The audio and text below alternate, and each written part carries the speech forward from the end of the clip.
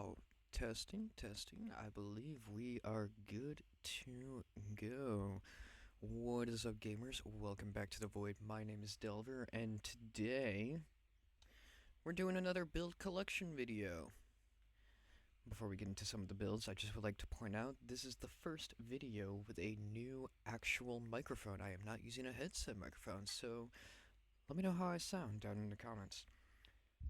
But like I said, this is going to be a build collection video, much like the first one I've done, What's That Build? We're going to be covering 5 of my builds that I commonly use and explaining kind of how we utilize each and every one of them. If you haven't seen the first one, I'll go ahead and I'll drop the link to that one down in the description below. But for now, let's get into some of these builds. So, first thing I would like to point out, anyone that knows me knows I love my Corinth Prime as my primary. You'll notice I have a Latron Prime. That is going to be for some of the builds later on. So, first thing we're going to get into here is we're going to get into Miss Protea here. So, the first thing to note about Protea is we're going to talk about her special ability.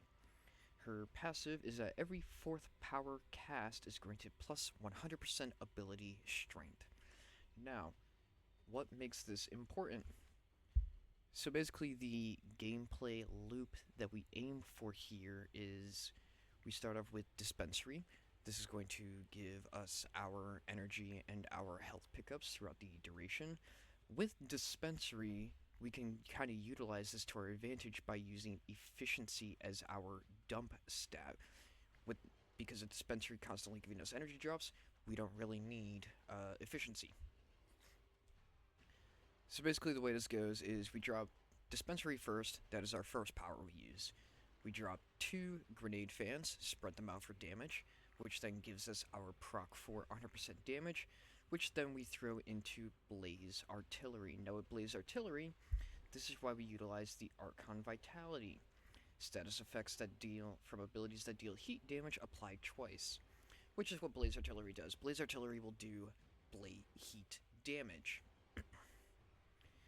So ideally with this build, we put Efficiency as our dump stat, we focus into mostly range, quite a bit of duration, or no, not range. We focus mostly into strength, a bit of range as well. The range will determine how far our turrets shoot, and also duration as well, which means our turrets last longer, our dispensary lasts longer, and our fan grenades last longer.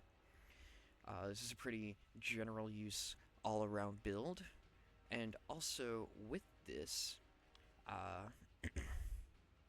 we can go ahead and basically, if you want to use a helmet ability, Temporal Anchor is our throwaway here. Oh god, Asami, why?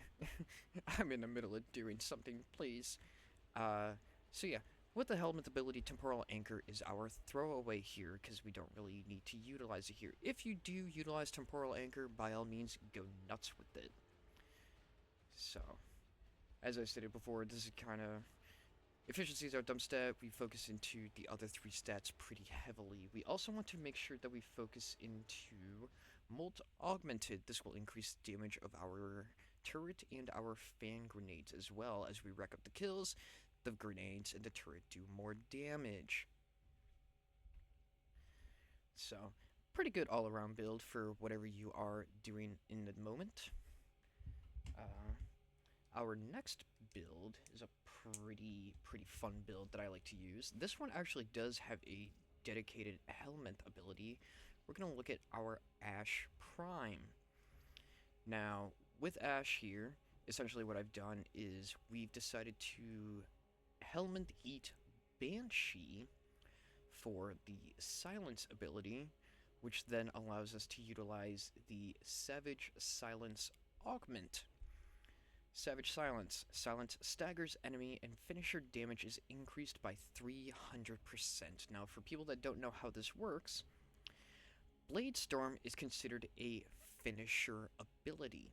So if we activate Silence, Savage Silence procs, which means our Blade Storm does plus 300% damage on top of the strength that we have effectively built into, which means that every time we do a Blade Storm on enemies, we are doing massively increased damage. Which also plays into another factor of our build, which is one where the actual weapon kind of matters. We're actually going to be utilizing our melee weapon with this build by utilizing the Arcane Fury. On critical hit, 60% chance for plus 180% melee damage for melee weapons. So this is kind of going to be a melee finisher build using Blade Storm in silence. And just as an added little bonus, we also have Arcane Trickery, 50% chance to come invisible for 30 seconds on a finisher kill. So every time we get a Blade Storm kill, we have a chance to go invisible. Now, what does this mean with our melee weapon? So we're going to go down here to melee. We're going to be utilizing the Arcane Melee Crescendo. Now, I don't have a max rank melee crescendo, but at rank 5, on a finisher kill, you gain 6 initial combo for the rest of your mission.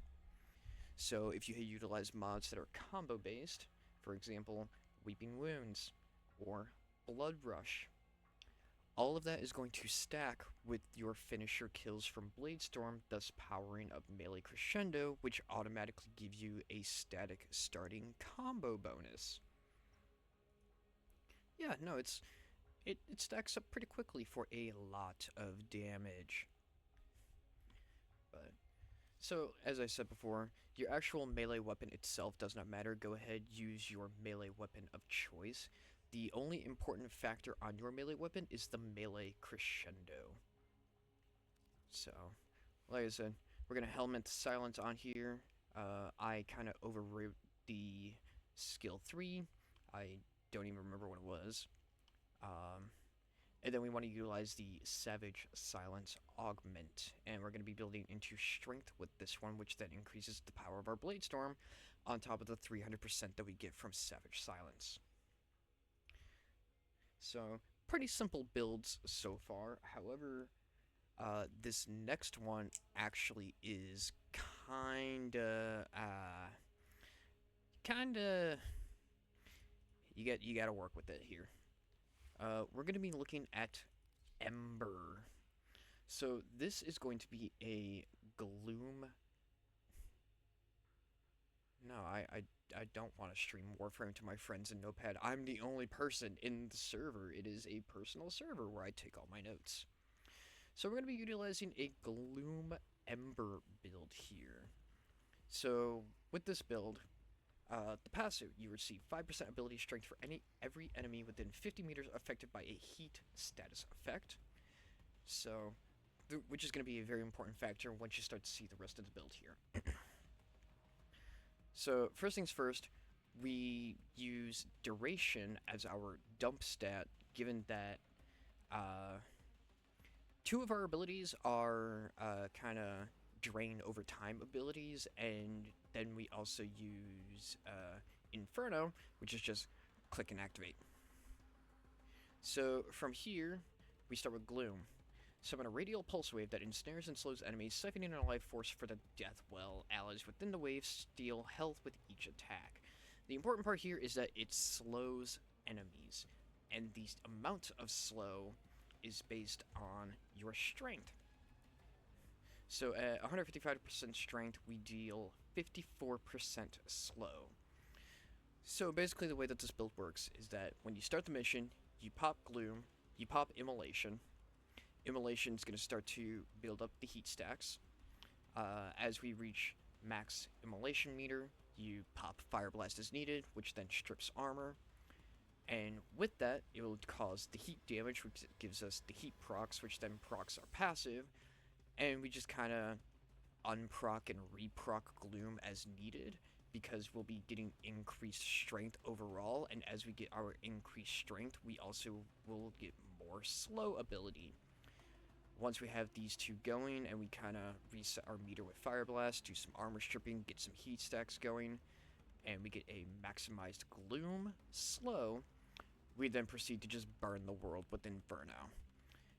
Now, the trick to Inferno here is we're going to be utilizing the Exothermic Augment. Enemies killed under the effect of Inferno have a 15% chance to drop an energy orb. Which, if we're just going to be dropping Inferno over everything and just nuking the room, some gamers just want to watch the world burn. So, in terms of arcanes, the two arcanes that we mostly focused on are Molt Augmented and Arcane Energized. Molt Augmented, again, you get a kill, you get an increase to ability strength, which is going to increase the slow of our gloom when we unproc and reproc it. And then Arcane Energize, again, with the Exothermic doing increased energy drops. Arcane Energize, we have a 60% chance to increase the amount of energy that we get back from it. So, and much like Protea earlier, we have the Archon Vitality. Heat stacks will be applied twice, which then, again, procs our passive, which will increase our strength, and then we unproc and reproc Gloom and get more slow out of it. It's just like watching one of those action scenes from a movie that's like the entire building is just like exploding and burning around you, and it's just being done in slow motion, and it's just an amazing scene to be watching. It's like one of those oh shit kind of moments. That's basically what this build is going to feel like. So, why is my pen all busted now? There we go. So, yeah, Gloom Ember. Quite a fun build to use, much like how the Gloom Neja works, where you pop Gloom with Neja and then you just slow everything down and throw your Chakram at everything, and the burn stacks that are caused by Chakram give you a chance at increased energy drops, and it all just starts to add up. And now for the fun part. Now we get to two of the builds that I have where we want the Latron. So they both are kind of similar, so once I explain the first one, the second one will kind of make sense in the way that it works. So we're going to be looking at Excalibur Umbra. Excalibur in general. Whether it's base Excalibur, Excalibur Umbra, or if you've been playing since year 1, even Excalibur Prime it works on. But I put this build on Excalibur Umbra because we also get access to the Umbra mods with the free Umbra Forma, or the Umbra Polarity, I mean. Now, there is a helmet used with this. Let me get a drink here real quick.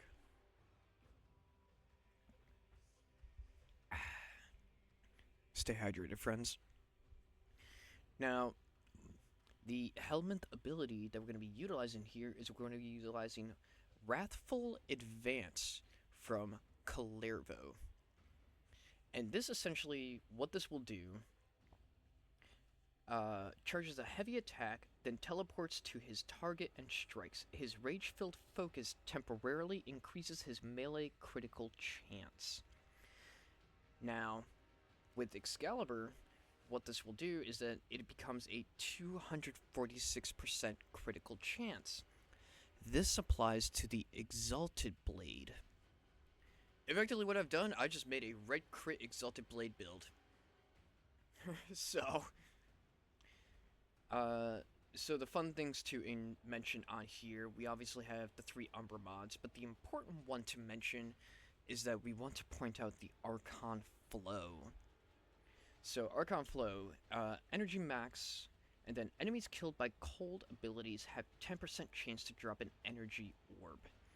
Now, the way that we utilize this is that we utilize Chromatic Blade, which is for the Exalted Blade, and the damage type changes depending on Excalibur's emissive color, and status chances increased by 300%. So by changing Excalibur's emissive to get a cold type damage, that means our Exalted Blade is now going to be doing cold damage, which will then proc Archon Flow. So with this build, again, we want to focus everything we can into strength. We don't really have a dump stat here, so with the lack of a dump stat, we kind of have just an even build across the other 3 abilities. So if you want to utilize your other 2 abilities, Slash Dash or Radial Howl, you are more than welcome to. But again, the important 2 abilities here are we are doing Exalted Blade with Wrathful Advance for all those red crits. And the reason that the Latron is important, so when we have Latron here, we actually want to utilize the Latron Incarnate. So it doesn't matter which form of Latron you have, whether you have the base, you have the Latron Wraith, or you have the Latron Prime. The important part is that it is the Incarnate form. And with the Incarnate, we mostly focus on the fourth evolution, Flensing Spikes. Remove 20% of enemy armor per puncture status. This is what's going to allow us to do lots of big damage against boss enemies. So, you build Latron into your puncture status build, you get evolution 4 of Flensing Spikes, 20% of armor for every puncture status, you get 5 puncture procs. That is 100% armor gone, which means you're going to be doing big damage with your Exalted Blade. Which, down here, here's the build if you wanted to take a look at it. I still have to work on getting Sacrificial Steel built up, but considering that we are going for a red crit build with the Wrathful Advance, kinda not as important as building up as the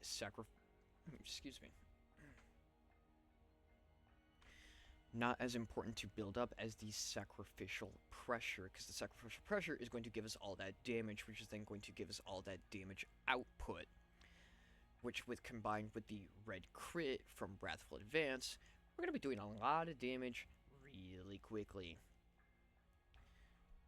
The rest of the build is just some standard melee build. We got Berserker Fury for increased attack speed on a kill. We got the Organ Shatter for increased crit damage. We got our Elemental procs. And then we got Conditioned Overload plus 80% damage per status type. Now this also includes that puncture damage that we deal with the Latron. So, lots of big boy damage stacking up with lots of different status effects going on, which included with the Wrathful Advance. We're going to be putting out a lot of damage really quickly. Which is also nice with the Exalted Blade being that it is a ranged melee weapon, because every time you swing out the energy blade, and it just travels in the direction that you're facing. Or whichever direction it is when you're swinging away. But yeah.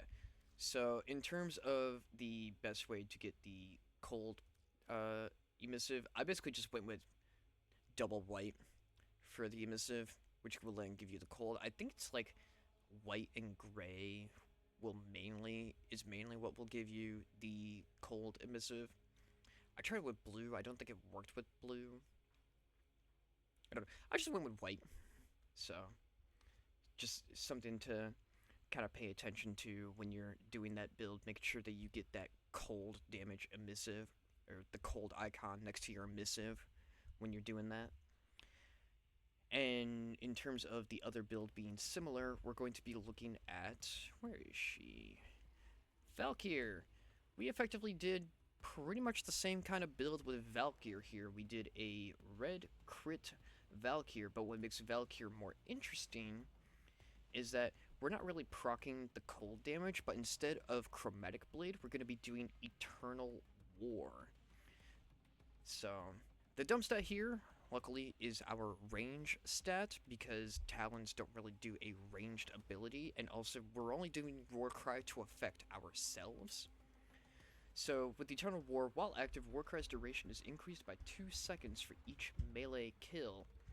So, once at the start of the mission, once we start to get near enemies, we proc Hysteria, we proc Warcry, and then we just dive in with Wrathful Advance, and we just start doing red crit Talons, baby. It is so good. And then, kind of the same thing here. Arcane Fury, funnily enough, does influence exalted weapons. So, the Arcane Fury with Talons, again, stacking up for lots of big boy damage here. So, we got quite a lot of fun stuff going on here. What was the Exilus mod that I was using here? I'm missing an Exilus mod. What was it? Power Drift, that's what it was. It was going to be Power Drift. Plus ability strength, plus 30% chance to resist knockdown. You also could kind of go for sure-footed if you really wanted to, but I think Power Drift is going to be the better choice here.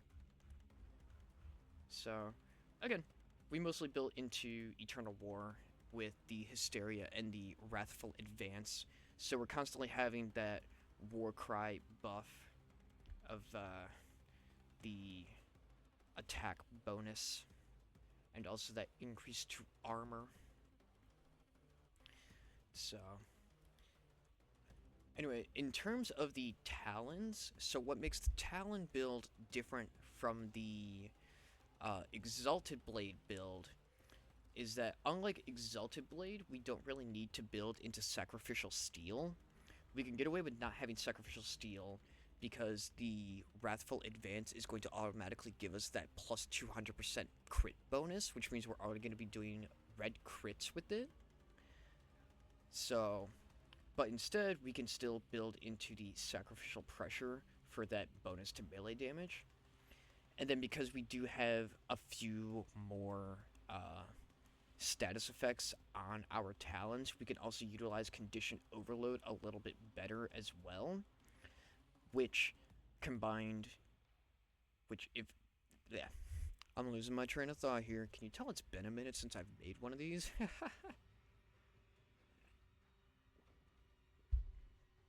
damn. Anyway.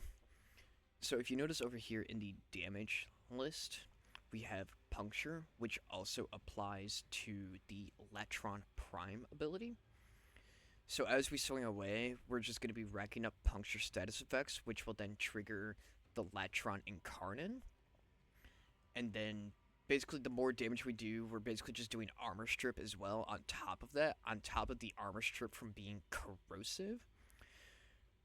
So, in other words, we just start smacking shit, and the armor's just going to be gone in, like, 2-3 swings. And then we're just doing, like, red crit damage right to health. So, in terms of this build being done, I just have to, like, work on my Prime Reach. But other than that, yeah, no, this is ideally what you were looking for. So, we also got Gladiator Might for the increase to crit damage. We got Organ Shatter, increase to crit damage. We got our, Electric and Toxin damage for that corrosive proc. We got our Condition Overload, we got our Pressure, we got our Berserker Fury. So with the Warcry active, we are just mad swinging away with our Talons. And, yeah. So, like I said, Excalibur and Valkyr, pretty much the same kind of build. You want to get the Kalervo, you want to get the Helmet of the Wrathful Advance, slap them on here, and then just go to town.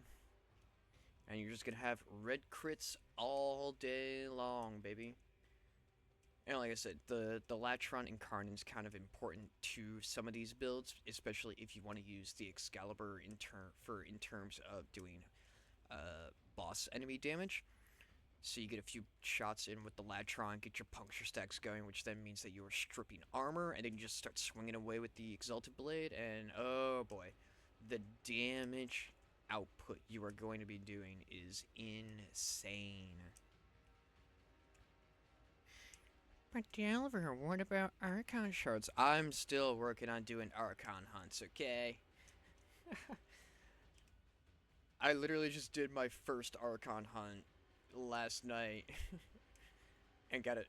I was actually lucky. I got a Tau Forged Azure shard, but it's like, okay, now you just gotta figure out where I'm gonna put it. But once I start getting a few shards going and I'll slap them in here,